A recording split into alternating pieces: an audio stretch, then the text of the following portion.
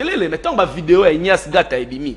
Pour mon acquis, ministre des Affaires étrangères, Azosa Malam Moussa ne Malam Mingite, ministre intérieur, Nengemoko Moussa Penza Malam Mingite. Willingo Post, Nengemoko. Ministre Nabiso ya Willingo Post. Ya communication et médias, Azosa Moussa Malam Mingite. Willingo Post, Nengemoko. Bon, Willingo Post na bomoto, amoko za la mutema mabe. Na bomoto toko tenir rigueur si côté. Yende si côté. Il faut tenir rigueur. Willingo Post, ministre de l'ITP. Un VPM. Un VPM. Il y a ITP. Après, si marché, offre. Il y a achat à silo. Il y a un véhicule pour l'État. Et Sengeli dans l'État, tant qu'on a ça, il appel d'offre. Bah privilège à Nanouba nationaux. Ça veut dire le Congolais. L'entreprise est Misato. LT Simpex, il y a pas Congolais. CFAO, il y a pas Français. Congo Motors, il y a pas Libanais. Bah quand si babi Canada, bah entreprise Missus. Bah retenu babi Misato. Orolanda Ndegoji. Nazolanda. Bah retenu babi Misato. LT Simpex, Congo Motors, na CFAO. Na ba prix bâtier. Prix en C, il y a LT Simpex. L'icolo na CFAO à plus de 800 000 $. L'icolo na Moussousou. Congo Motors à plus d'1 million de $. Dossier Koti. Bah rejeté, bandeko LT Simpex. Raison, présentation technique de bango qui m'a longate. Bandeko LT Simpex, bah zongi seli bango bah raison on a pour leur dire que bah raison bozui et la solidité. Pour nago refuser biso. Bazui babouaki ba ko zongi sa bango que vous savez erreur au niveau administratif bandeko LT Simpex ba si bango abi ceux qui to sala erreur au niveau administratif to ngato comme à niveau technique. Donc botala qui déjà nyo sur niveau administratif et qui bien ndebo pesa biso réseau technique et il y a toujours si maso bosili ici niveau administratif silence na ministère ndeba de ko ba komeli bandeko ya régulation. Direction générale, il y a régulation, il y a marché public. Et pas Bandeko Salumu, Bandeko Kili, oh Bazaliwana.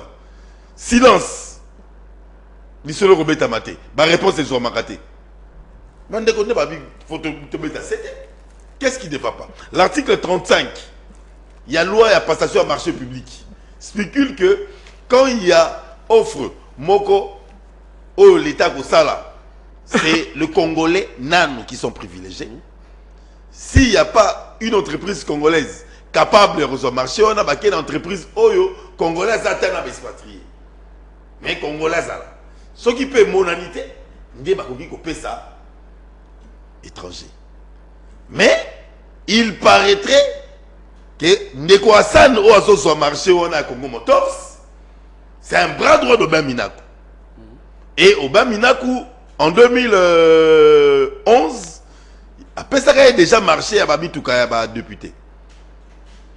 Et il paraîtrait encore que Ngwilingo Post, Azalek, propre à Minaku, ou cousin, ou petit, confiance, ou Moutunaye, je précise bien, il paraît.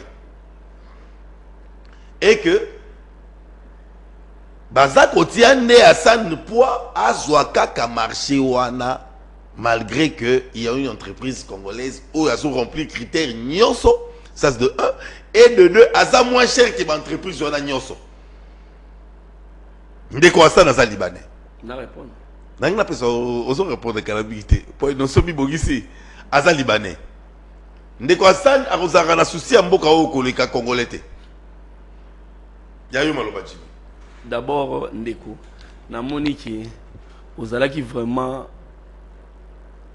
au solo, ba solution bien bandeko LT Simpex wana. Pour niveau tant ba solution bien ça veut dire quoi? Na ebité mais bato azolanda ba comprendre. Au niveau au défendre dossier wana na kanisa ki wana ba élément moko très concret. Mais tu es parti de supposition à supposition. Non. La première c'est quoi? C'est que Willingo Post est plus âgé qu'Obama Minaku. Les Kinaye, c'est déjà un faux. Dans le il paraîtrait. Na Yami Balé, le travaux public gère seulement le patrimoine.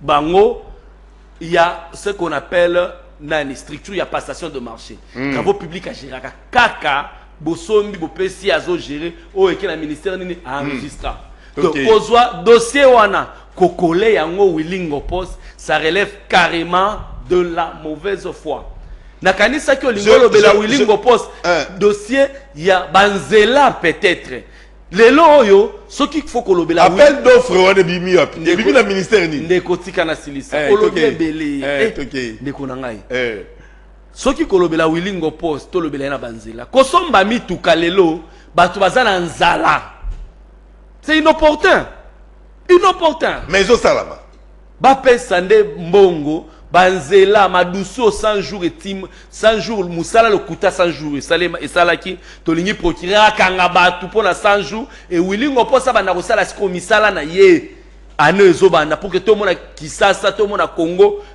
kitoko bamaye to na ndenge zotondela biso te banzela to buka ndenge ya otobuka te soki to koloba ministère ya travaux publics et infrastructure to lobelaka banzela to lobelaka ba infrastructure to lobelaka mituka te ba congolais ba okanisa olie kanyaka ba congolais ba okanisa ndeko mwalimu akomi kolia kanyaka ezama ndeko Jimmy wana koluka protection mutu na yo j'ai le dossier Wilingo Post j'ai le dossier mutu na ngai mais bon ça parti mon côté. Mais ce que ça ça parti moko mabeza mabeto non yamana c'est bois parti moko j'ai le dossier nazana ba dossier nyonso o na beti di solo awa ozongo apepa LT Simpex de bengi ngala sa mopanzi sango akolela asa congolais merci akolela et ali kama kanyaka tengala muto atambola la sembo oyebi ngai personnellement nazana procès à kanyaka LT Simpex mais quand quelqu'un est en train d'oublier son frère pour donner des opportunités aux autres mais Jimmy ata yoro ka souci te mais yo mo utelo ba awaki ba pesi ba contrat bidon o ya nani ya 100 jours wana o bande ko kamere ba signaki na ba David Mukeba ba pesi ba congolais ba entreprise congolaise ba dame ba likonda ba sali boulotte ya monde ko Jimmy toi tu vas tolérer que Wilingo Post, le ministre de ITP, le VPM, il y a ITP a violé l'article 35, il y a loi à passation à marché. Ndeko, soki ndeko Wilingo Post a sali yango et qui n'a moni ba preuve. Je vais déplorer cette façon de faire il y a Wilingo Post. Azali ministre pour le compte il y a République. Les partis politiques restent. Mayo Azola tana minito ezali mayo ya République démocratique du Congo. Je suis congolais. Ce qui Wilingo Post azana mabe na domaine wana na ko déplorer ya ope na ozamuto liboso ko loba na TV na ko kiko protéger Wilingo Post ata mukolo moko te. Ce qui asali mabe wana yela ngai document okomona ngai lobby na kozonga wa na ko lobela Wilingo Post bongo. Lobby ce qui to ozala je sais pas ce qui papa on sala émission sur salité na ozala wa na koyana ba élément nyonso oyo LT Simpex asali comme correspondance na ministère entreprise LT Simpex bande ko na biso ba congolais nde ba sala kawana ba congolais bazana besoin bazwa marché pour ba futa bande ko na ba congolais mbongo ya Congo faut ba congolais d'abord balia yango soki ba élément ezali sanga ba élément na kolobela yango awa na kotala couleur politique na nga ya PPRD na kolobela ndeko Wilingo Post soki mabe ali na kolobela ye mabe na ye et to senga soki mabe ezali to senga na mukonzi azo gérer bango premier ministre au quotidien to loba na ye premier ministre tala makambo leki mais soki ezali ke ndeko mwa kania keleki biso to saba to tambola na sembo kanyaka leki côté ni soki petolo asana tambusi kanyaka te soki po ndenga yo lobeli yango eza penza na mwa malamu mingi te tozomona penake non mwa mbilinga ezali so mbilinga na niveau nini bato aolanda ndeko oui bato azolanda na lobby na yo za mutu na ngai to sololaka bien tozalaka na TV olatela nga bagan tolobaka ozoloba mais na ndengo zoli dossier na mutema moko oyo en tout cas bato a LT Simpex ndeko mwalimu azo défendre bino sérieusement. Ils sont congolais, on est congolais et notre objectif c'est premièrement et primordial, c'est que notre objectif primordial est ça ko salisa na nanu biso na biso pour lobby na biso. Ba na biso ba ebate ba na papa Jimmy asalisaka papa Dédé ndemoko ke liboso pour ba na ya Hassan ba ozonga sika na ngwa uti. Demain je vous promets de continuer à reçoit dossier au complet, ba document nyonso, ba correspondance nyonso peut comment on a place d'une blocage chez Ali et pourquoi on a martelé dossier wana na ko meme soki dossier wana zebo senga ba couper na ko meme la ndeko Wilingo poste na ko bise ndeko vice premier ministre voilà dossier ba to bazo ko reprocher yango biso musala to sala biso to za ba gardien ya temple ya PPRD soki muto to tindaki na gouvernement zo sala makamalonga te to koya na dossier to kende ko ebisa mukambi na bango au quotidien Ramazani Shadari ndeko secrétaire permanent à la population parce que ndeko président national Joseph Kabila lundi na kingakati ya loba ki na biso tozala très proche la population tozala bato tolobela la population tozwa des problèmes ya population na kozwa dossier na kokende na na niveau ya parti ba wipe ko interpeller premier ministre na biso ba ebisa etala ndeko musala ndenge zo salema en tout cas soki dossier zali bo pesa dossier. Merci lobby Lelo kaka Jimmy azoko en possession de dossier.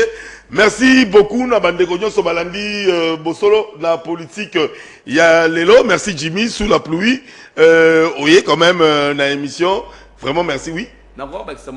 Rapidement parce que comme na suka déjà ba. Lobezaki na encourager bandeko nyonso baza na liste ya ba sanction wana. Oyo ba sanction zanga mutuna makolo ba sanction ya tinate. Parce que ONG ambassadeur akoki kozala juge te na droit et lobby avant sanctionner mutu asenga sanction ali procureur soki Union européenne a commis procureur a commis ko sanctionner ba autorité congolaise ça veut dire que to motambo mutu na sema kolo likolo to tambo la suto za susu batute donc ba sanction wana eza ba sanction illégale o bazola pandeko na biso endeko mende merci lokolo salaki effort ata mokote bango moko bamoni salité potopoto bango basalaki bango baza bazuzute bakenda kozola bato ba sanction. Merci. Alors merci Dabino so joyeux Noël Labino tout mon ani na émission ekoya bozala vraiment na boboto na ndako Labino bosolo na politique la seule émission où vous pouvez suivre le débat calmement librement na pensée ya moto na moto uta na moto na monter bana. Merci ndeko Jimmy, merci à la grande équipe technique et on continue avec Africa Télévision.